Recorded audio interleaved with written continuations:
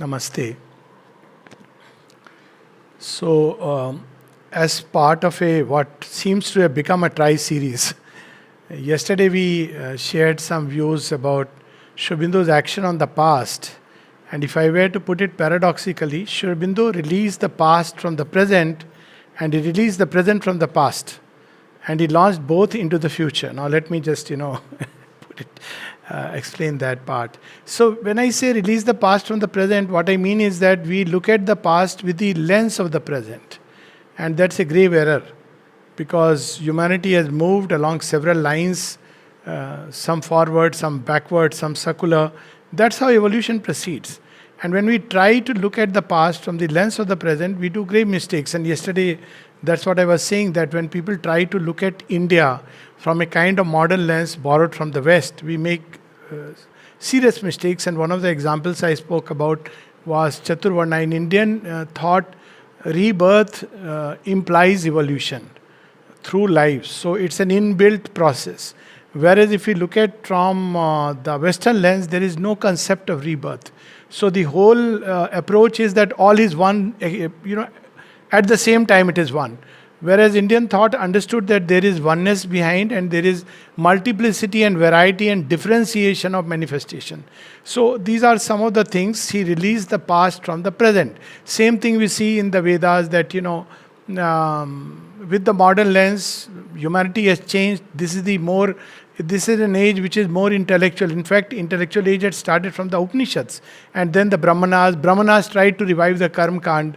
Then came the Puranas, more mythological, and the format was very different, symbolical. And then we see that in the age of matter, Kali Yuga, they stress on understanding everything from a materialistic viewpoint. Now, if we start looking at the Vedas from this standpoint, we are going to be completely mistaken. So he released the past from the present. What about the present? Equally release the present from the past. By that I mean that over a period of time, many layers of understanding, non-understandings, misunderstanding, and deliberate distortions had come up, which had completely clouded the present. So even when people in the present were trying to pick up the threads of the past, for instance, they couldn't differentiate between the eternal and the temporal aspects of a great teaching. So as the mother said, while it's okay that, you do a homa in a yagya, but the Gita itself had told us that it is the inner yagya which is required. Now, while it is okay if people want to do it, it's perfectly fine, nothing wrong with it. But we must understand that times have changed, and the gods who were in the temples have come, and they are ready to awaken in our human heart, in our body, our brain, in the nerves, in the blood vessels. The gods are ready to flow. They are not happy only in the temple. That was a temporary house we had constructed for them. But the real house is always the human body, and that's how we see that Sri Aurobindo immediately gives us a deeper understanding of the gods. They are realities, incidentally. When I say this, he's not saying that the gods are symbolical. The gods are an inevitable aspect of creation. The moment you want to say that there is the creator and this creation, you have to bring in the gods. Who are the gods? They are the cosmic managers. So each aspect of the divine becomes a god, if you want to put it, who takes something of the divine and transmits it into creation. That's how this creation is maintained. So, but if we do not have the god, see, this was one of the things which happened in Semitic religions. They did away with the gods, and therefore they created a big gulf between creation and the creator. So when the mother and Sri Aurobindo say the age of religions is over, they are not meaning that the gods are dead and gone. They are not meaning that. They are saying, one, that the age where we were too much involved in a ritualistic karma kand type of method, that is gone. Also, she is saying that the gods are there as cosmic manager, but man himself is a god and he is a part creator. He has to regain that status. His relation with the gods is going to change. They will not be just, deities whom we worship, but brothers and sisters with whom we participate in a new creation, which even the gods are looking up to. So this is how he releases the present from the past, which had, which was like a shackle. So he liberated the spirit of the past and removed the trappings of the form, which had developed over a period of time. Now, next level of action we see of Sri Aurobindo is action in the present. Now that's a huge, huge subject, but we'll just try to touch upon some of them. So how Sri Aurobindo would have seen this world? I mean, sometimes I just wonder. There is this one small poem of Sri Aurobindo which conjures it beautifully. Golden he came, armed with the flame, and looked upon the world. That is greatness and light must free. Greatness and passion must free. So when he looks upon this world, from what that world was, we know that the Asuras had worn new names. They were under the names of imperialism, Marxist communism, scientific materialism. So all these names they had assumed, and they were holding the world in the hollow of their hands, literally. And the Rudra demanded his death. So when he looked upon the world, India, the one light of the world, truly speaking, that's why there is so much stress on India. And if India doesn't succeed, and the more we go ahead in time, we can see more and more. On one side, there is an Indian revival taking place wherein Indians are beginning to recover their own spirit. On the other side, we see all over the world is seeking for light, a darkness which seems to be falling, and India alone can, become that lamp or the star. But for that, India must first recover itself. And what was the state of India? We see that India had fallen, it had lost faith and confidence in itself.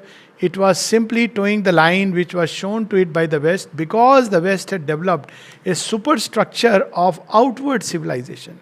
So that civilization and culture is something very different. So Sri Aurobindo, in one of his letters to Barin, writes so beautifully that I have seen through it all. And he uses the word skyscraper takes a dig at it. He says, yes, they are crudely called as skyscrapers, but their foundation is so weak that like a mud house they are going to come down. 9/11 was very far away. So this is how he was looking at the world at that point of time, that how entire structure of civilization has been built, and which is hollow at its core. Despite the glitter and the glamour, it has shut out the sun and it is going to collapse. So he was seeing all this, whereas he saw that India is going to rise in 1909 when a Tamil newspaper reporter asked him for a message. He says, the world is going to go through a turbulent period with lot of revolutions which are going to take place. And among these revolutions, India will become free. So he had made that prediction. So his first task was to awaken India, because it is the Yagyavedi, it is the light. So how was he awakening India? This is typically Sri Aurobindo's way of working from within outwards. So often when people ask that, tell me some technique and method of Sri Aurobindo's yoga, because we want to work from outside within. Right? So if I do this technique, if I do so many pranayamas, if I sit for dhyan for 2 hours on this particular thing, something will happen to me. And if you ask a typical Sri Aurobindo's devotee, he'll say, first find the psychic being by any which way, because that will determine the rest. It's always from within outwards. So we see that what does Sri Aurobindo do in India? It starts with Bhavani Bharati and closes that chapter of, his freedom movements. Of course, in a way, 1902, the Anushilan Samiti, it starts actually from there. So Sri Aurobindo's plunge in the Indian freedom movement was at all the 3 levels. It was ideative. In fact, all over. Sri Aurobindo was not just a philosopher sitting and weaving some ideas, giving with a pen. Sri Aurobindo is one of the rarest of the rare, who not only gave truth, but he lived that truth. He acted in the present right on the ground. This is something amazing at all the 3 levels, because he knew that if he just gives a truth, there is nobody to follow it. So he became his own follower, if I want to put it like that. See, that is what is meant by the divine becoming human and taking up the dread law of sacrifice. So it started, his action on the present started first with Hindu Prakash, the writings which were not liked by the then, there was only one party, or whatever we may call it, Indian National Congress, and it never understood the ethos of India, because it was started by a group of people who had sympathy with India, but were not natively Indian. So they never really understood what really Indian thought is about. So with all the good intentions, they could not understand Sri Aurobindo's thought. It was too fiery, too revolutionary, too radical. Purn Swaraj was unimaginable. So, but he started lighting up what we call in Indian thought as alak jagana. He started lighting up the flame of sacrifice, and from 1902 he started preparing the youth. How? Anushilan Samiti, which was basically Bhaga Jatin and all these people were involved to start doing physical exercises and he revived the system of akhadas which was there. But he knew that you can't have a superstructure of civilization built on weak bodies and weak minds. So you have to have a strong body and strong mind as a base. And then in 1905, even before the preparation was complete, because of the Bang Bhang, he jumped into it. And we see he invokes Bhavani Bharati. And then that whole 5 years, he lays down all that is necessary. But most important, he gave to India its vision. If we look through the writings of Bande Matram, and of course Karma Yogin, Dharma and Yugantar now, I don't think any of the writings are really accessible of Yugantar. That whole thing unfortunately has been lost. Sri Aurobindo himself said that they were very nice, they would have been worth bringing out, but those Bangla writings are lost now. So primarily it was Dharma, Karma Yogin and Bande Matram. If you really look through these writings, he was laying an entire roadmap for India. And instead of all these, okay, this is okay, celebrating 75 years and 150 years, all this is fine. But if people could take out just as a document all that he has given as a roadmap for India in great detail, everything, what needs to be done at the village level, what really is meant by Swadeshi, what should be our dealings with regard to the foreign affairs, everywhere, where China stands, where Europe stands, economics, everything, sociology, everything is given a roadmap.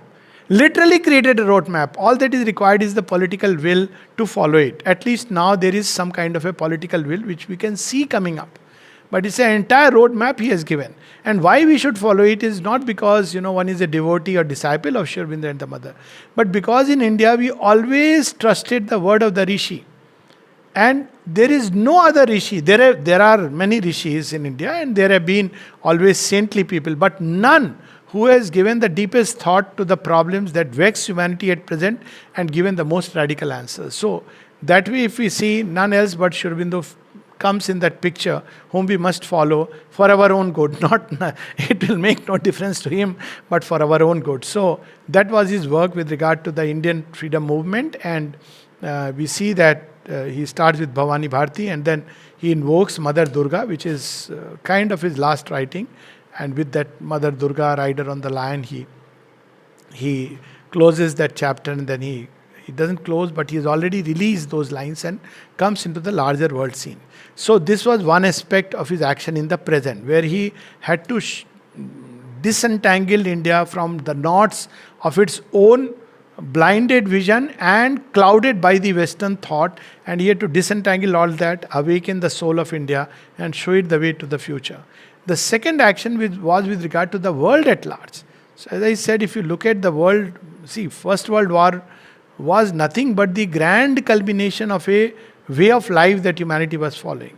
If you tell people for 300 years or 400 years that this life is about survival of the fittest, now it has gone as such a mantra into everybody's head that like tribals we were warring, only it was just a larger tribal base. And how did Sri Aurobindo look at all that problem?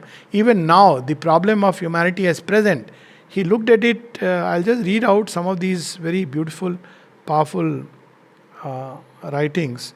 Just one small passage. We all know. But how did he look at the problems of humanity at that point of time? And that point of time with the divine vision is like Brahma's 1 second is 1,000 years upon earth. At present, how did he analyze it?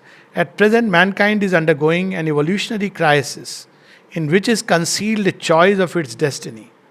I must stand corrected, not how did he analyze it, how did he see it. There is a difference between seeing and analyzing. Because by no means of analysis, we could have arrived at this conclusion. And he says in one of his letters to Barin, that there are two kinds of hypnosis we must avoid. One is a hypnosis when we see present achievement. And we start thinking, oh, this is wonderful, or this is horrible, based on the present achievement. Another kind of hypnosis that comes from suggestions from the past. You are a fallen people, you are a fallen people, you are a fallen people. You are an animal, you are an animal. He says both these kinds of hypnosis we must uh, remove. Then only we can look at the heart of things. So that's how he sees it's an evolutionary crisis. And in this crisis, there is a choice to be made. For a stage has been reached in which the human mind has achieved in certain directions and enormous development, while in others it stands arrested and bewildered and can no longer find its way.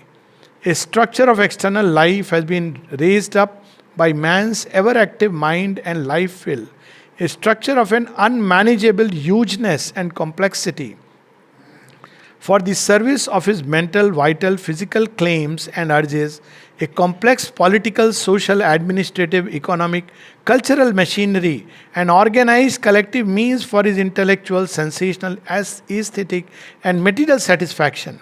Man has created a system of civilization which has become too big for his limited mental capacity and understanding, and his still more limited spiritual and moral capacity to utilize and manage, a too dangerous servant of his blundering ego and its appetites. So, this is what Sri Aurobindo was revealing to us. So, when we look at the idea forces, he was releasing a new current in the world lines, and this was the idea of evolution. Among the many ideas, well, idea of evolution is there in the Puranas, idea of evolution is there in Vedanta, but in the Puranas it's evolution of form and as well as consciousness. In the Vedanta and Tantra, the evolutionary idea is primarily of the soul. In Tantra there is this evolution of form, but primarily as a means to support the evolution of the soul. In Darwinism there is the idea of evolution of forms, but the key is missing. Sri Aurobindo suddenly gives that key and gives a new synthesis, and he reveals to us something very beautiful, a new idea force, if I may say so, in the present, that man is a transitional being, evolution is not yet finished, and the logic of it is that what is that power which is evolving itself through the material forms, or rather manifesting, and that is none else but the Divine Mother, who by her Holocaust has plunged into this sacrifice. So now this idea of Divine Mother's Holocaust is there in the Rig Veda, but nobody has brought it out in such a beautiful way. And he reveals that evolution, it's an evolutionary impetus which is leading to this kind of crisis. So we can compare it to labor pains. Just before a child is born, there is labor pains. So what really are labor pains? Labor pains are a signal that look, a new creation is going to come into being. So you must do everything possible, bear, endure, at the same time, do everything possible, push the new creation up into the open. So this is what we see, second idea, fourth, that he was releasing into the world. Another very important task of Sri Aurobindo which goes unnoticed, because we just read his writings on nationalism, which are wonderful of course. But before that, the whole idea of nation, the way Europe had conceived, was largely through masses of land. There is some talk about fatherland, but very little of nation as a living entity. That's why you see many modern neoliberal thought says, what is the idea of a nation? Humanity is one. And Sri Aurobindo has something else to say about it. And he says again that, with regard to the nation, he says that these two ideas are not contradictory to each other. They in fact, they complete each other. The idea of nationalism and internationalism. And if humanity prematurely enters into this thought that there is only internationalism, it will commit a grave error. Because each nation has its own unique destiny in the totality of creation. Just like, and he gives a very beautiful example. He says, when you are part of a family, you are part of a family. Does it mean that you are not an individual? You are both at the same time. If you just blindly follow one particular thought in the family, let's say, you are only your, I'm sorry to say, your papa's child or mama's child and remain forever, then your child is yours. This is how we were continuing. But there is a scope and place. Not only scope and place, it enriches. When the child is unique and different and yet part of the family, he actually enriches it. So the same way, a child is not meant to just repeat like a clone. He is meant to bring something new and bring it back to the family for the family's growth.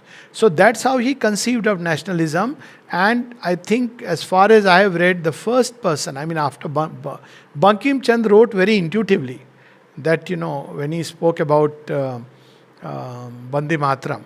But Sri Aurobindo brought it to the forefront that this is not a piece of land, it is Mother India. So, this idea of Mother India, which should be the basis of our union. So, that's why he was, he's so much more, I don't know, for whatever reason now, Bande Matram is a national song rather than the national anthem.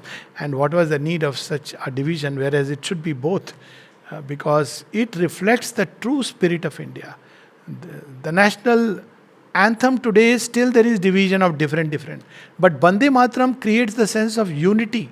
Doesn't matter where we are, doesn't matter what our religion is, doesn't matter what our state language is, we have but one mother. So it's a great unifying force, and Sri Aurobindo wanted that to be established.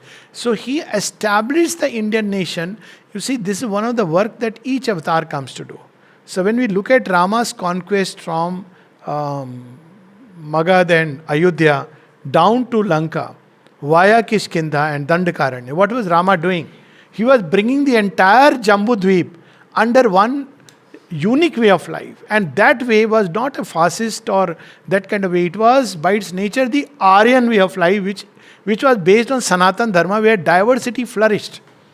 And yesterday only I had a discussion with someone, and it's a beautiful thought, and I thought it's worth really releasing into the atmosphere that we gave a term in our constitution as secular. Now some people say yes, because we couldn't have given religious. Well, there is a third term which we need to give about India, and that is spiritual. Neither secular nor religious, but spiritual. It includes everything.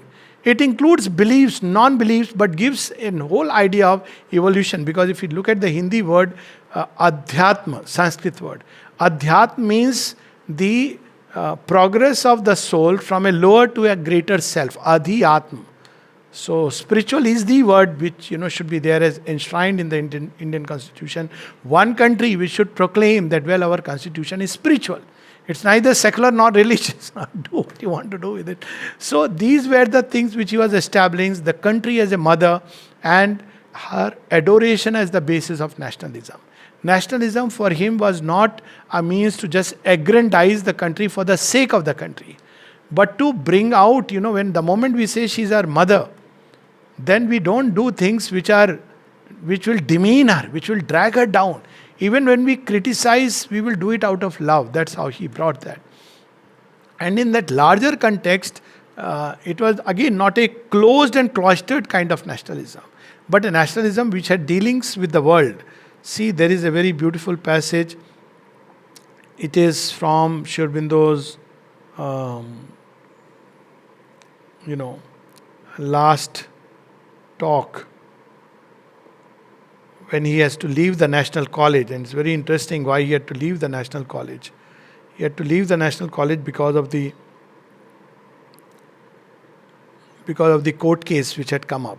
So he was setting in his life examples which I think are difficult to surpass even now. See, Sri Aurobindo was not only giving ideas.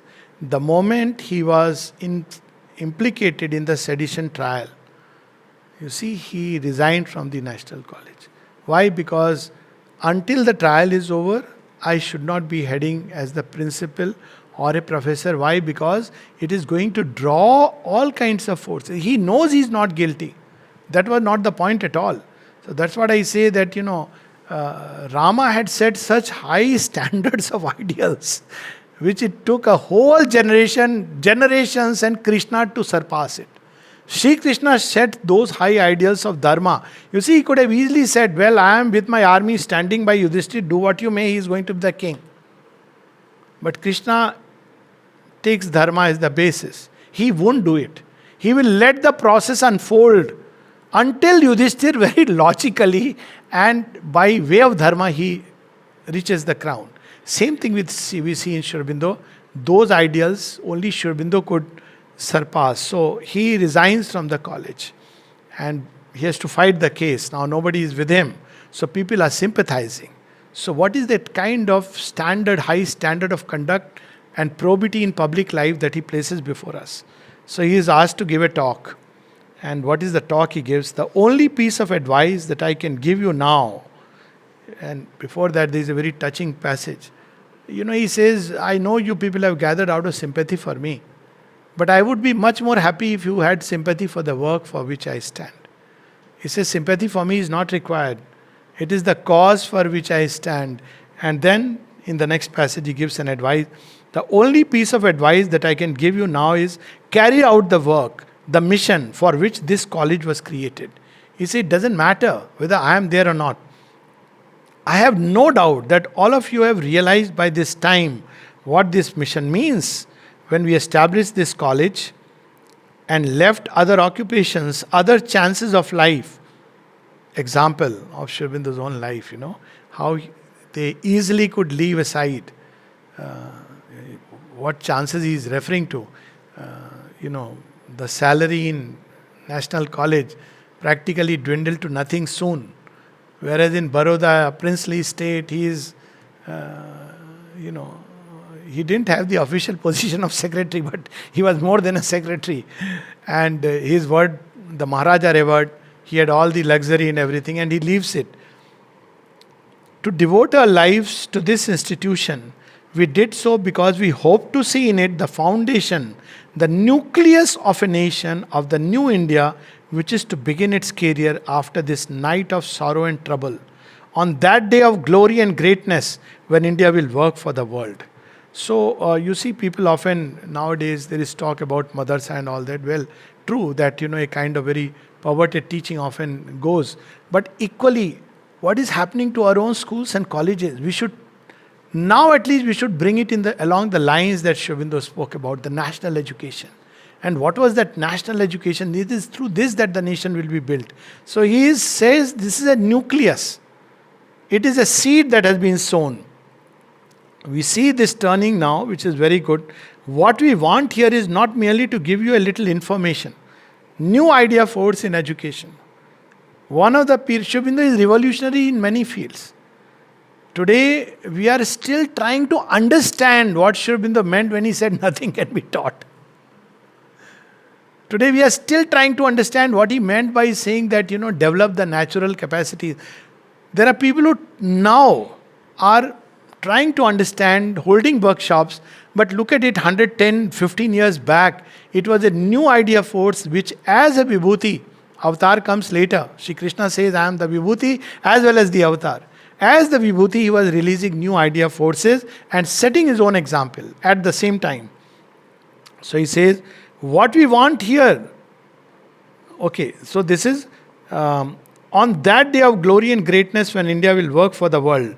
What we want here is not merely to give you a little information, not merely to open to you careers for earning a livelihood, but to build up sons for the motherland, to work and to suffer for her.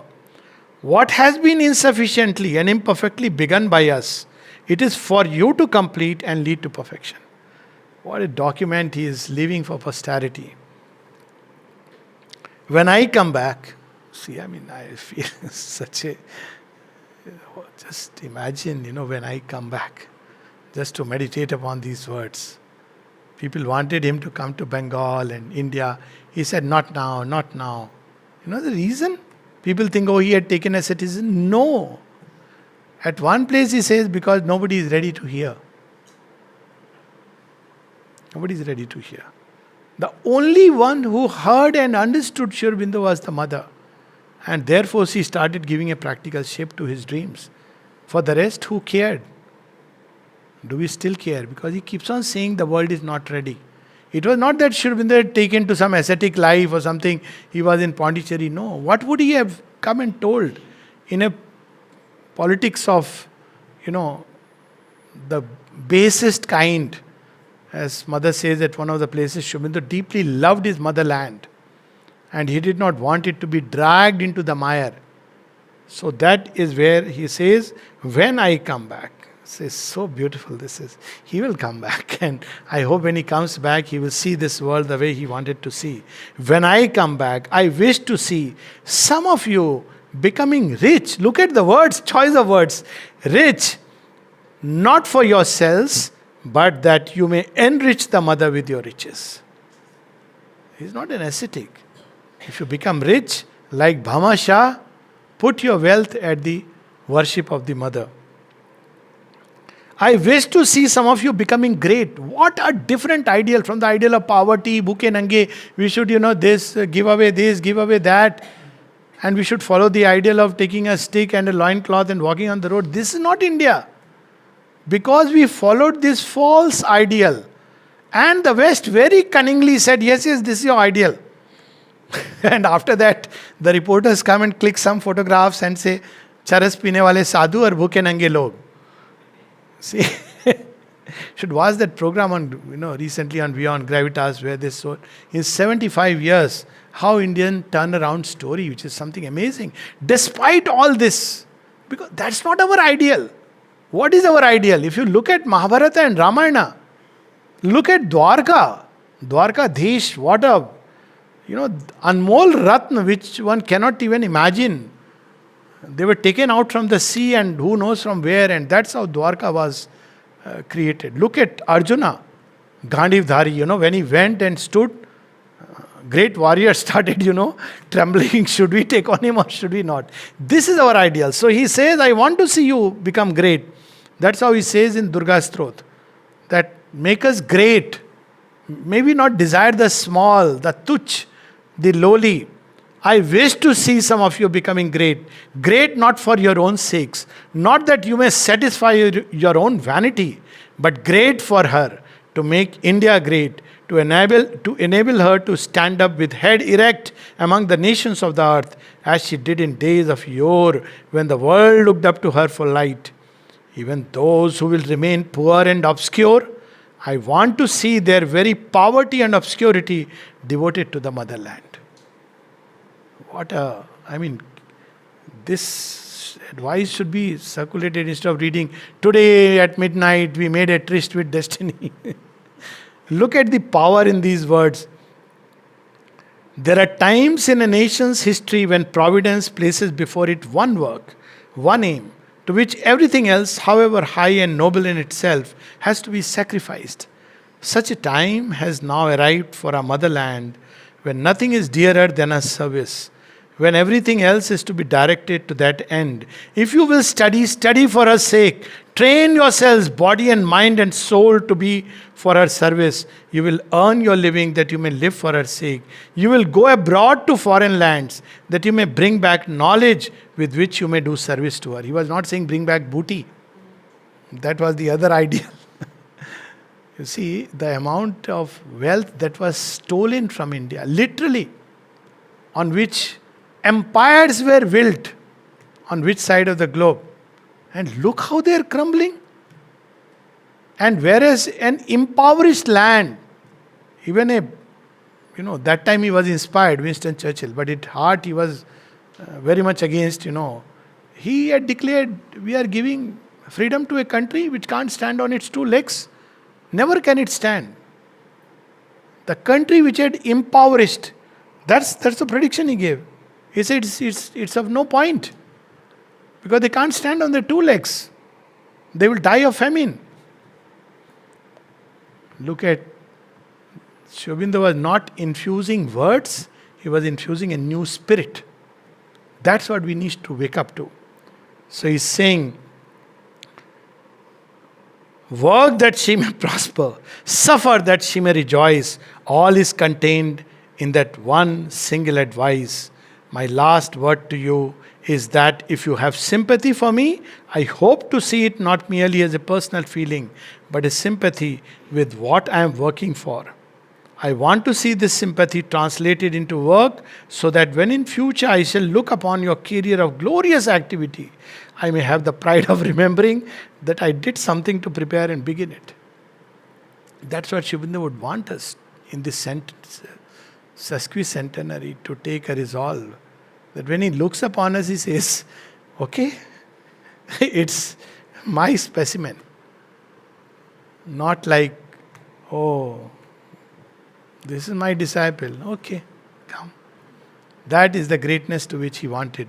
So when he looked at India, looked at the world, new idea forces, the other areas, biology, not only in these areas. Okay, before that, sociology. He gave an entirely new sociology. We are still people are not yet touched it. I've read books on sociology and anthropology. They go together. What was Sri Aurobindo's way of sociology is to reduce the machinery of government and systems through a progressive awakening of man. How should we look upon the criminal and how should we look upon the saint? Completely, he gives the idea of a spiritualized society. See, this effort was made earlier. There have been this idea of community living, which is going to become the future. More and more you will see communes coming up. Because in communes, so that there are people with a common aspiration, they come together. This commune here is the prototype, just a nucleus. But all over the world we will see communes springing up. That's how the new creation will blossom. He speaks about it in the Life Divine. But what would be a spiritualized society? One experiment which was made was by the Sikh gurus. The 10 Sikh gurus, they had eventually created a spiritualized society. But then over a period of time, it tended to, come down. Because still the supramental basis is missing. There have been efforts to make a spiritualized society. One of them, even Rama, as early as that. We see Rama creating a spiritualized society in which Ganika, Jamil, Byad, Gid, Gajad, Khaltari, Gana. Everybody on the basis of that oneness. There have been kings who have tried it. The last of which I may say was the Sikh gurus, where you had this kind of a spiritualized society, but again for a certain group which believed in a certain way of life. In its origin, it was not like that, but that's how it tended to become. But now what is going to come is going to be something much, much greater. You see, all these spiritualized societies, their effort, why they lost? Because they were still confined in boundaries. So the brotherhood of Islam became the brotherhood of Muslims. And where kafirs had to be eliminated. So brotherhood is fine. The brotherhood of communists became meaningless because it believed in the brotherhood of those who believe in a certain ideology. I had this experience in Russia when they asked, why have you got these two people from the ashram along with you? So I said, why? Because they are my friends. So he couldn't understand because he thought that we are smuggling people. I said, that's okay, but why have you got them? I said, then I had to say, because we actually believe in brotherhood. So something went straight like an arrow. I said, we believe in brotherhood. They don't have an earning. So what? It's okay. They cannot be you are thinking there is an ulterior motive. I didn't say all these words, otherwise I would be behind KGV. I said, because we really believe in brotherhood. So after a while, something happened at that point of time, and then he became quiet. So what is a spiritualized society? Look at these words, they are for the future. But these were ideas released in the present of mankind. This is not the avataric work that comes later. But it is the work of the Vibhuti which brings intellectual, social, political changes. The avataric work is a spiritual revolution. Here we see a social, political, intellectual revolution that Sri Aurobindo is laying. And by his own example, a spiritualized society would treat in its sociology the individual from the saint to the criminal, not as units of a social problem, to be passed through some skillfully devised machinery and either flattened into the social mold or crushed out of it. The saint, if he has to live within society, flattened into the social mold. Or if he is a criminal, crushed out of it. He says that's not the way. But as souls suffering and entangled in a net and to be rescued, souls growing and to be encouraged to grow, souls grown and from whom help and power can be drawn by the lesser spirits who are not yet adult.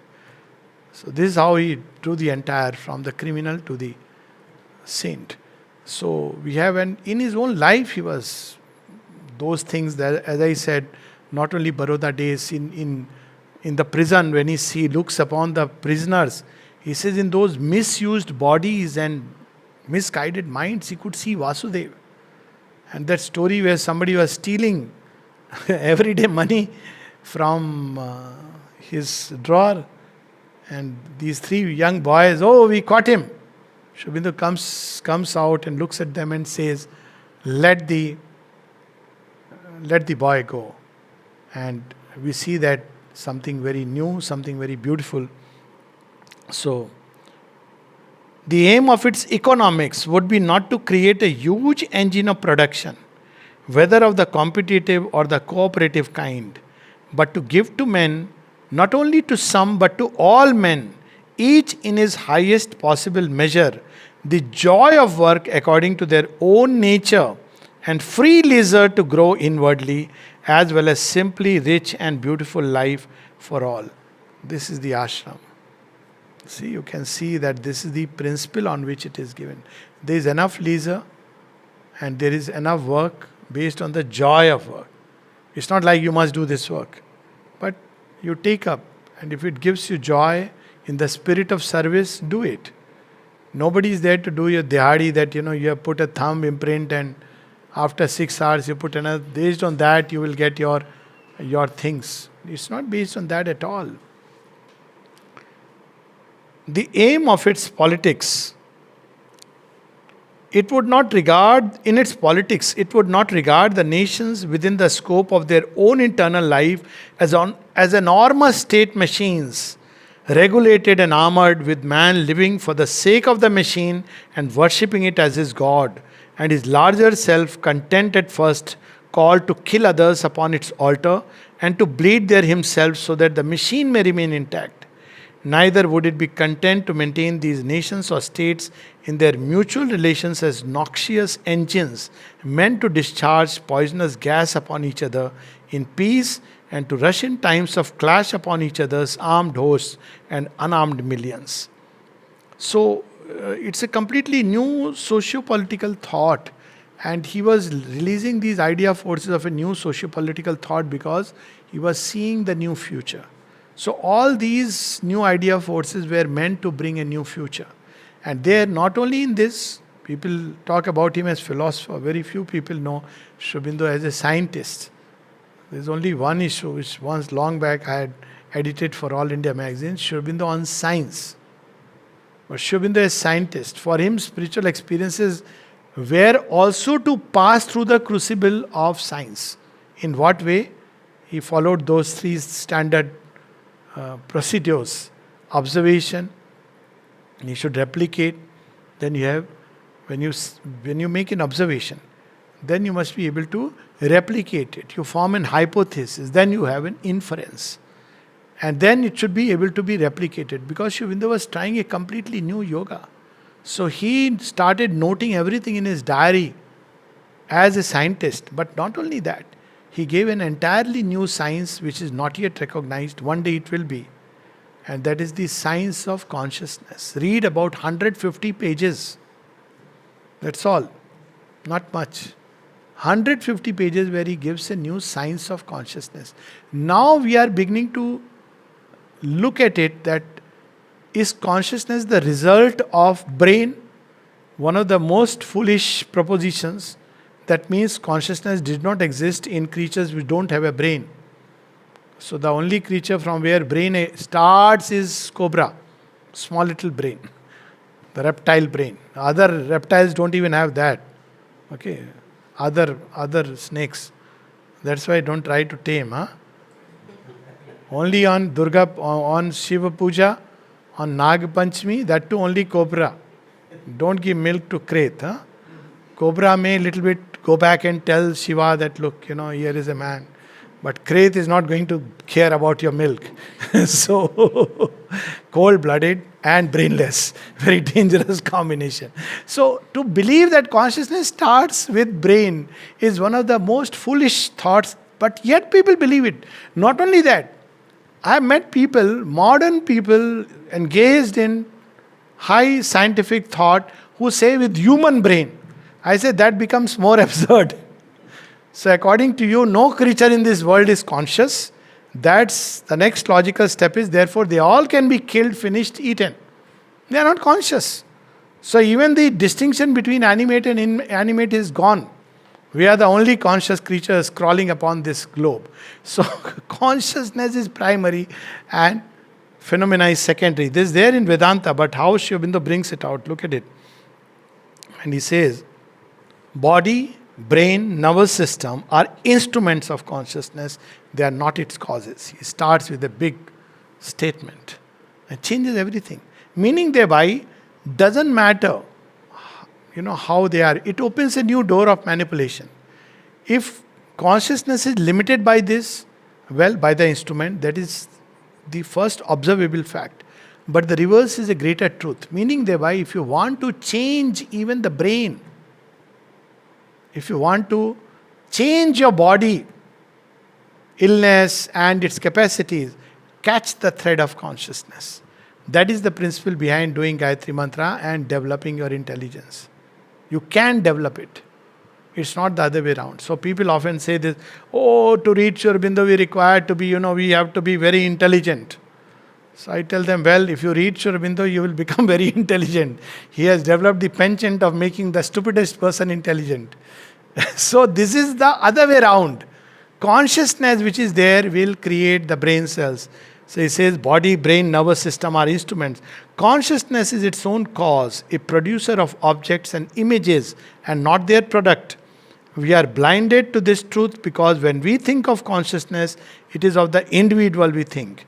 We look at the world in the way we speak of it and the way we speak of it in the terms of individual consciousness, but it is of the universal consciousness that the world is a creation.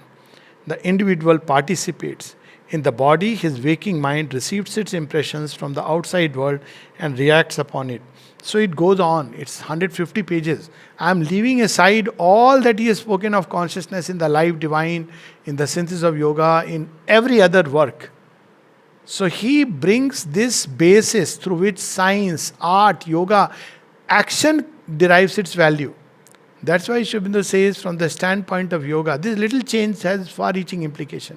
It is not what you do, but why you do it from that state of consciousness that its value is derived. See, completely changes. It's a new science that he has given and a new art. It's the state of consciousness, a new basis of relationship. When Mother was asked about relationships, he says, it is very simple. If you are an animal, your relation, your love will be of an animal kind. If you are a human being, your love will be of a human kind. If you are a god, your love will be like a god. As simple as that. Upgrade your consciousness, the rest will follow. Change your consciousness and you don't have to worry about other things. And all yoga is essentially a change of consciousness. And then, many areas, but we are just touching upon some of them. Another very powerful area, and perhaps with that we could stop, is speech. There are many things on which Sri Aurobindo has worked. But see, we have missed out on speech as the means through which we are having an interchange with the world, not only of human beings, but with the entire world of living beings and even inanimate matter. Pick up a stone, pick up water and say, "You are a useless fellow." And the water responds. See, this was we knew it, but we forgot it. How? For us, Charanamrit is not healthy or unhealthy. We don't send it to the laboratory to analyze, to say how many bacteria and trillions of viruses are in it.